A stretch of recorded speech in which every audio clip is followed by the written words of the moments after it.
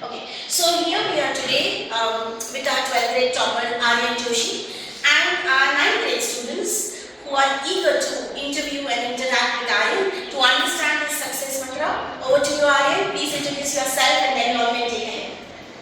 Hi, so my name is Aryan Joshi. I've been a Deanite for 10 years now, and I'm actually honored to be being interviewed by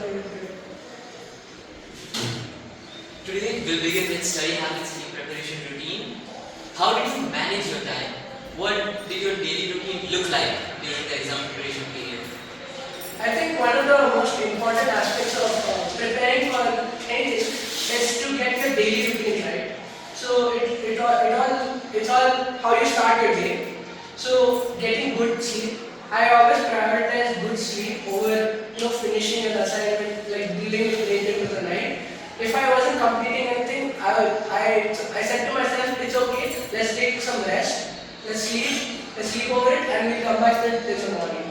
And so the rest of the day, you have to prioritize it based on what your strength is.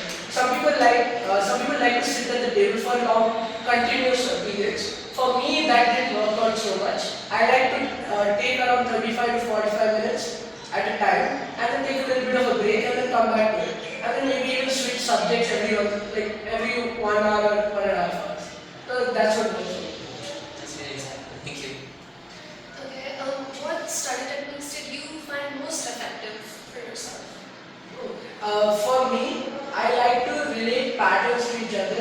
What I realized was, especially in science which I was studying, what I realized was all the subjects are actually sort of connected with each other. So if you look at physics and chemistry, there are actually a lot of patterns behind them which are linked to each other, and they are also linked to maths and computer science and other subjects. So what I learned to do was I learned to link certain patterns which are common to all the subjects, and it made it easier to remember the syllabus. Did you use any specific resources or tools to help you study? Yeah, for example, the coaching is material was very helpful, but also outside books, reference books are very important because they show all the different types of questions. They show you what can come, what you can face on the exam day. Yeah, that was pretty much. What were some challenges that you had to face during studying and how did you overcome them? Yeah, so for me, I would come to school in the morning and I had my coaching after school. So for me, the biggest problem was the whole schedule would take about 14 to 15 hours of my day. So the biggest challenge was actually finding time at the end of the day and finding the energy and the resources in me to find that 2 hours to actually do some study on my own. But I managed to find little breaks of time in the middle. Like for example, from traveling from school to coaching, I found a certain time where I could do some light work. And I found early in the morning before coming to school was a great time to get some extra time in. So yeah, that was one of the biggest challenges with time management. Okay. Now let's move on to exam-based strategies. How did you manage your time during the exam? Yeah. So for me, I never really had a lot of problems with time management in the exam. But I always thought of it this way: if you look at only the one question at a time, and if you use your reading time to the maximum, what I would do is, like for example, the short questions which don't take a lot of time to answer, I would go through those questions. Like for example, the MCQs and the shorter questions.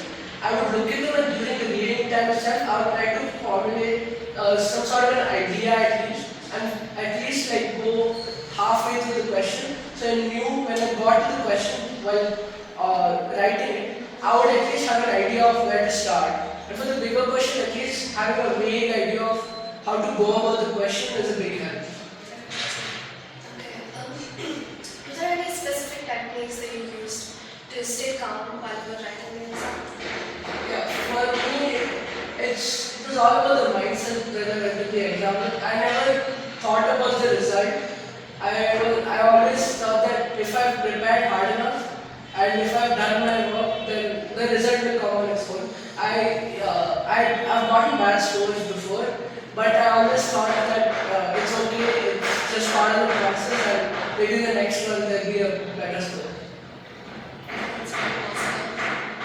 Moving on to the personal and family support section of this interview.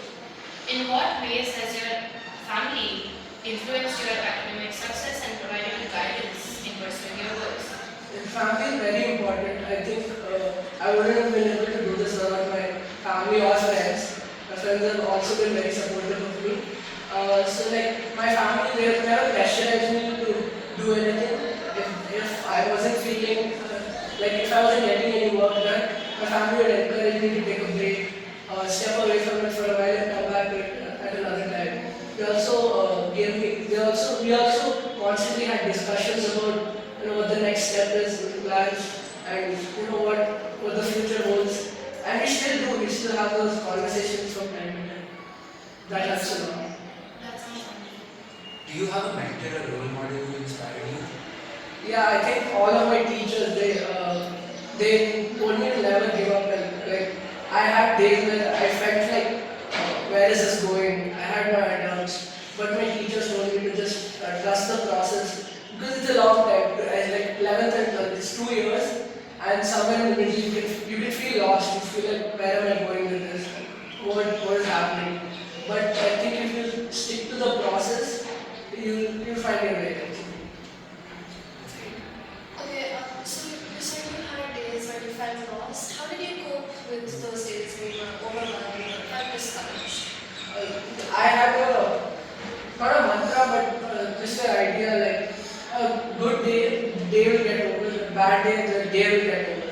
Eventually, if you're going through a bad time, you have to start with something small and then slowly build up your momentum. If you feel lost, take a break, come back to it. The bad time, they won't last forever. Like if you're having a bad day, you can have bad 1 day, 2 days, maybe a week, but eventually your luck will turn. Sometimes even luck plays a factor. Someday your luck will turn, you'll have good luck and you feel good about yourself. That's very positive attitude. So moving on to the future goals aspect of this interview, what are your future academic or career aspirations? My aspiration is to do something in the STEM field. I'm not particular about a certain subject or branch, but anything in the STEM field I would like to contribute either in research or in education or even just a normal job. That sounds interesting. What's a piece of advice you would give to other students who are preparing for exams? To not stop. Don't worry about where you are right now. Even when I was in 11th and 12th, I didn't know where I stood. But you only know where you stand when the result comes out.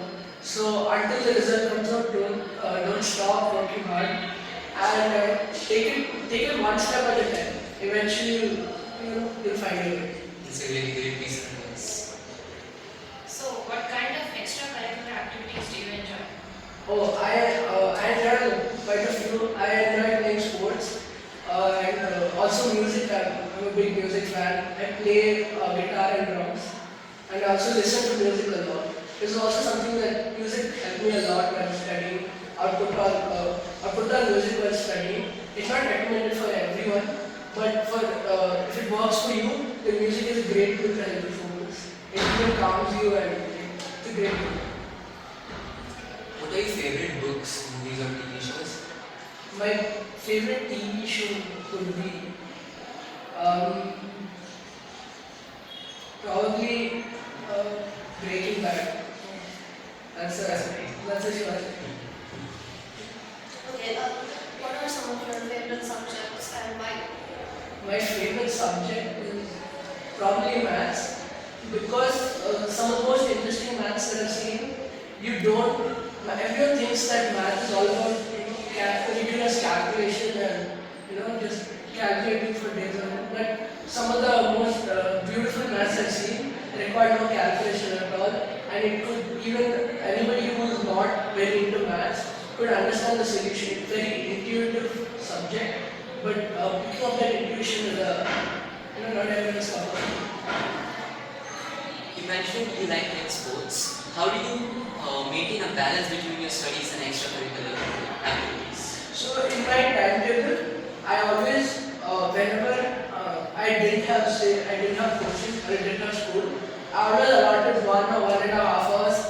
not just play sports, but play sports with my friends. Because when you're with your friends, you're very relaxed, and sports is good for physical health, and it's also been shown that good physical health is related to good mental health.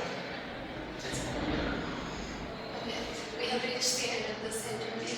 Thank you so much for your time, your advice, your words. They are definitely beneficial to me, my classmates, and anyone who could watch this. So thank you so much. Thank you, guys.